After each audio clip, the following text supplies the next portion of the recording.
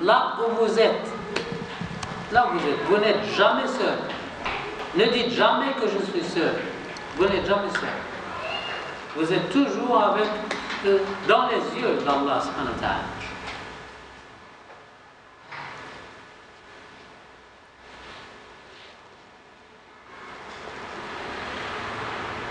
Alors, celui qui fait beaucoup de dhikr, il héritera une place rapprochée à Dieu. Vous vous rappelez beaucoup de Dieu, vous vous approchez de Dieu.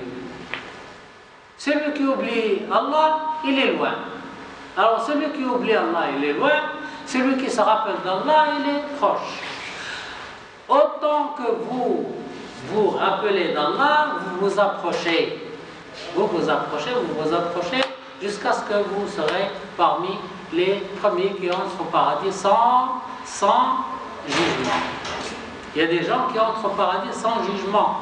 Ce sont ceux qui n'oublient jamais Allah. Si vous lisez Surat al-Waqi'a, أصحاب الميمنة ما أصحاب الميمنة وأصحاب المشأمة ما أصحاب المشأمة والسابقون السابقون. Ceux qui sont du côté de la droite, c'est-à-dire les musulmans, les fidèles, ils entrent au paradis. Et ceux qui ne sont pas des musulmans, ne sont pas des fidèles, entrent à l'enfer. Mais il y a ceux qui entrent au paradis le premier. Et ceux qui entrent au paradis le premier sans jugement sont les gens qui n'ont jamais oublié Allah. Et l'entre au paradis, il y a une partie, les gens le jour du jugement seront en trois catégories. Les gens de l'enfer sont les mécréants, les hypocrites. Les gens du paradis sont les fidèles, les musulmans. Et une partie qui entrera au paradis sans jugement. Ce sont ceux qui font beaucoup de dhikr. Ils se rappellent toujours de Dieu. Ils n'oublient jamais Allah. Lorsqu'ils veulent faire quelque chose, ils disent cette parole que je vais dire, est-ce que ça va plaire à Allah ou ça va lui mettre en colère? Si ça lui plaît, je le dis. Si ça va lui mettre en colère, je la cache, je la garde en moi. Voilà. Alors, on s'approche d'Allah dès qu'on fait du dhikr, dès qu'on se rappelle d'Allah. On se rappelle d'Allah, on s'approche d'Allah. On oublie Allah, on s'éloigne.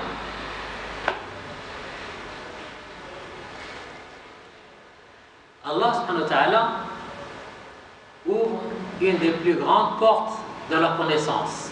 Celui qui fait dhikr, Allah lui donne une connaissance, Allah lui donne quelque chose qui s'appelle al-basira. Al-basira, c'est il voit des choses que les autres ne la voient pas. C'est pourquoi on va chez le mufti. Le mufti, c'est quelqu'un, c'est un cheikh qui a une science religieuse et il est censé de dire beaucoup de dhikr. Donc il voit des choses que les gens normaux ne voient pas. C'est pourquoi on va aller non seulement chez le mufti, mais il y a des gens qui apparaissent vertueux, des gens qui se rappellent toujours d'Allah. Eux, ils voient des choses. Lorsqu'on a un problème, on les interroge, ils donnent des solutions. Alors, on voit avec les yeux et on voit avec le cœur. Avec les yeux, on voit les choses apparentes. Mais avec le cœur, on voit des choses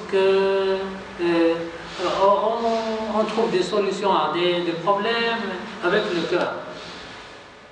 Et on reçoit cette lumière grâce à la répétition du dhikr, grâce à lorsqu'on se rappelle d'Allah.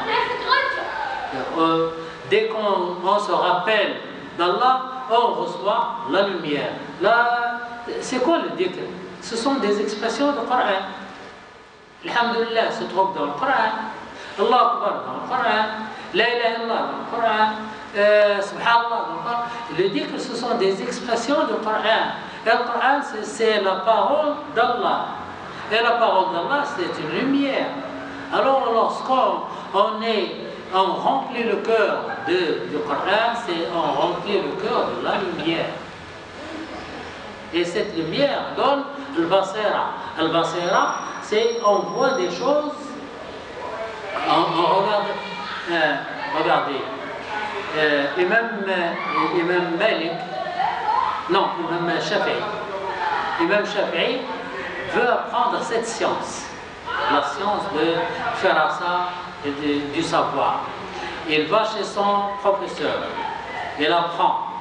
Et le professeur croit que Imam Shafi'i a appris la science.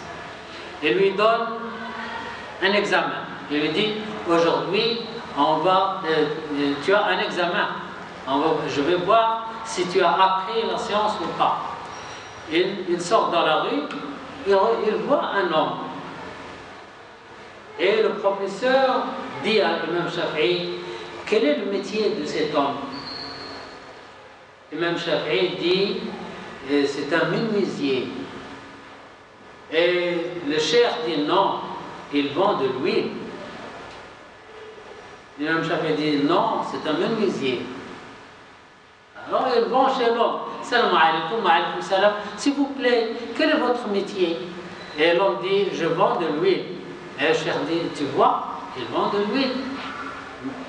Mais celui-là, il dit que tu es menuisier. Il dit, ah oui, j'étais menuisier. Il était menuisier. Comment il savait qu'il était menuisier? Lorsque vous voyez un menuisier, vous voyez la poussière du bois. Et lorsque vous voyez celui qui vend de l'huile, vous voyez des taches de l'huile.